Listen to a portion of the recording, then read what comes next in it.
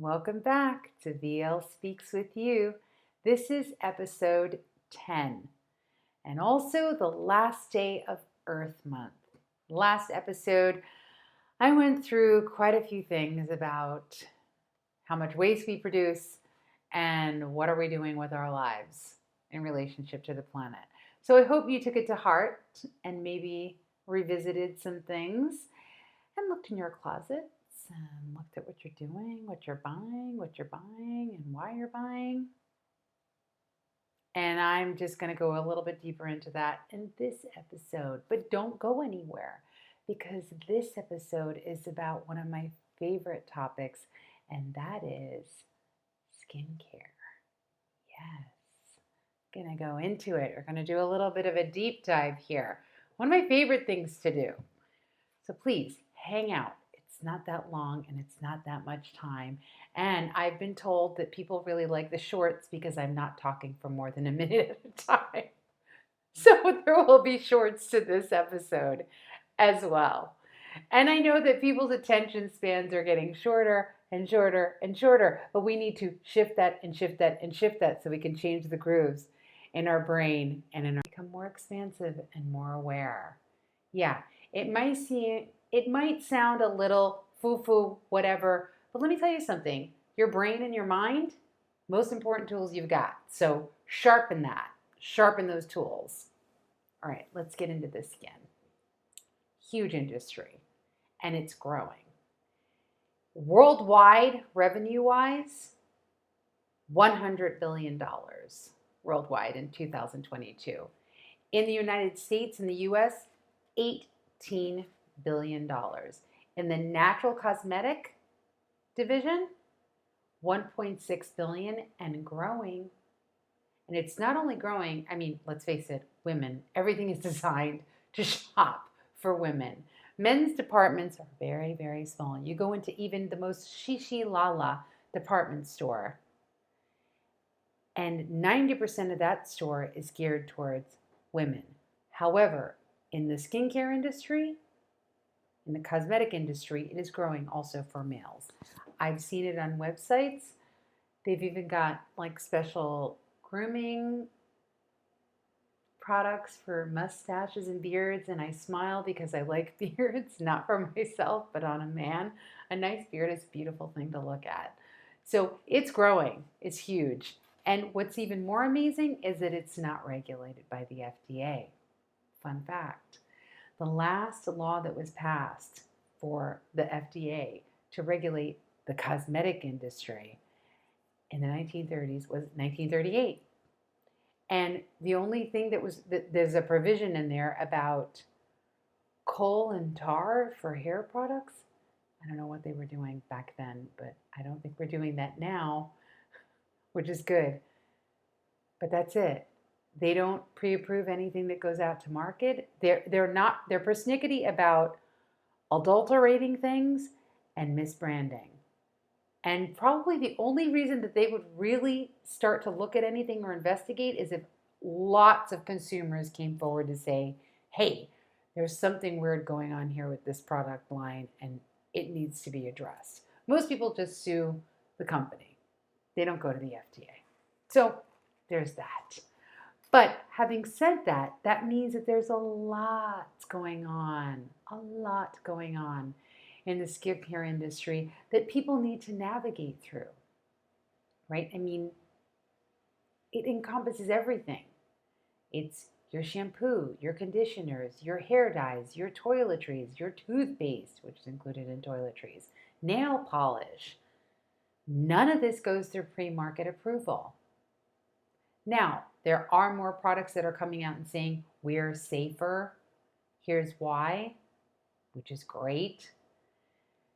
Now, why is this important? Why is this important for you as a consumer to care about? Well, let's face it, your skin is the largest organ of the body. Do you know that it comprises 15% of the body weight? Yeah, that's a lot. And 9 pounds every year. You shed 9 pounds every year of dead skin every year, which is quite miraculous. That much weight could be shed in dead skin. You wish that could happen with weight, right?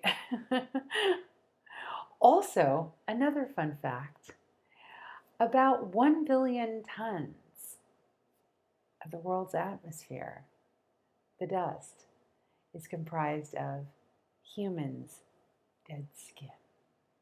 Yes, you might be inhaling someone else's dead skin. Probably. Most probably. Is that gross? It's a fact of life.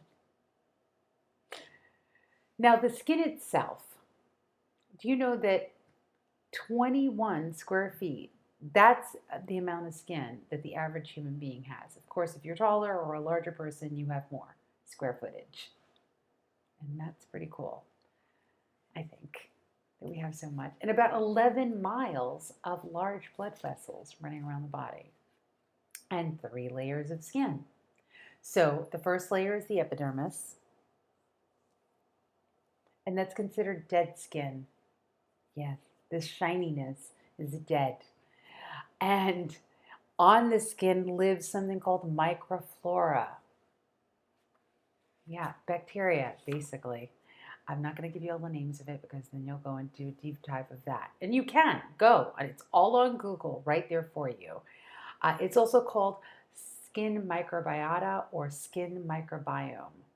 And some of this bacteria works together in tandem with us symbiotically. Some of the bacteria cancel each other out and work together. Some of it is just no bueno, not good for you at all, but it is there. The skin also lets you know if there's something going on with your body, right? The pallor of your skin, if there's very large dry skin patches or rashes or growths. Listening to your skin is a good thing to do. It lets you know what's going on with you. It's one of it can give you warning signs. Let's put it that way. So the second layer of the skin, the dermis, that's where the hair and the sweat glands reside. The third layer is the subcutaneous or the subcutis or the hypodermis. That is where the fat and those 11 miles, about 11 miles, depending on the person, but 11 miles of blood vessels as well as lymphatic vessels, which is a lot of miles and it's all in this body. I'm not a very big person. That seems like a lot to me, and it's quite miraculous. The skin renews itself every 28 days, and it's got five different type receptors for touch and pain. So the skin is miraculous. And why is it important for you to know this? Because what you put on it makes a difference. And how you treat it makes a difference. Do you exfoliate? Exfoliating is a great thing to do, and it's as easy as using a skin brush with natural bristles, which I do. Thank you very much. Also, there's a lot of product out there that's making a lot of claims on what it is that it does. And that's important for you, okay? Because there are some ingredients there that you don't know anything about, and you don't know if it's really effective. Is it actually permeating the skin? Because it's going to need alcohol or some type of oil, and it has to be a certain molecular size for it actually to get into the skin. So let's say that you're not a geek like me, and you don't want to do any deep diving into all of the products and figure out what's good for you. And you're like, what about the products that I already have in my medicine cabinet? Because every time you go into a store, there's more stuff for you to buy. So what do?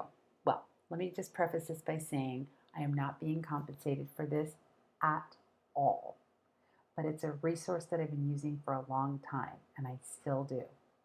Environmental Working Group, EWG.org. Fantastic resource. They love to geek out and do the research for you. And they may not have researched the product that you have in your medicine cabinet or inside of your toiletry or pantry or whatever, but they've done a lot of research on a lot of the product out there, and they've certified some of the product. which has a much higher level of, let's say, they've got to be at a higher bar to be certified. I like to stay in the green zone with the products. Yes, there are some products that are going to be more effective that can go into the bloodstream, but you also may be taking a risk. So just know that. And it's good to be informed. It's good to know what you're doing and why you're doing it. Why are you buying the product? What are you using it for? And is it actually effective?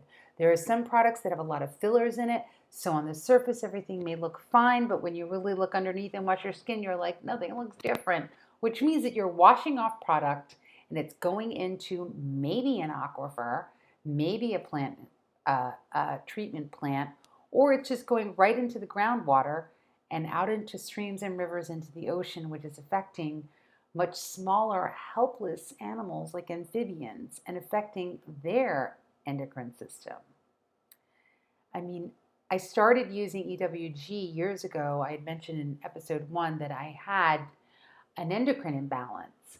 And so I started using EWG as a resource, and I had already been using products that were more food grade and DIYing it, but I wanted to know more about like cosmetics, makeup, nail polish, hair dye, all of those things to know what am I doing to myself and how is that contributing to the environment and to the ecology. So EWG is a great resource. I would use it and then gently and softly and easily start making changes in your life habits because it's going to be beneficial to you and also to the environment and the ecology. And remember, this is a World Wide Web. There's no separation. We're all here together. So we've all got to do our parts. And let's face it, if you're going to spend that kind of money, you better make sure that it's living up to what it says it's going to do. And you'll know the difference. Like I said, I live in the green zone and I use a lot of food grade products because I like to think of my skincare as food for my skin. And so it's just as important as the organic produce and products that I buy. Kick it up a notch. You're spending the money anyway. Might as well make it worth your time. All right. Well, there will be another self-care episode coming up in the following month. I hope that you enjoyed all of Earth Month and it's gotten you on a kickstart to make sure that you spend as much time in nature as possible because it really does make a difference. You feel more connected and at ease. I do anyways. Well, thanks for stopping in. I appreciate your watching. If you have any questions, please make sure to leave them below. Be respectful and mindful. Share. And have a wonderful day. Ciao.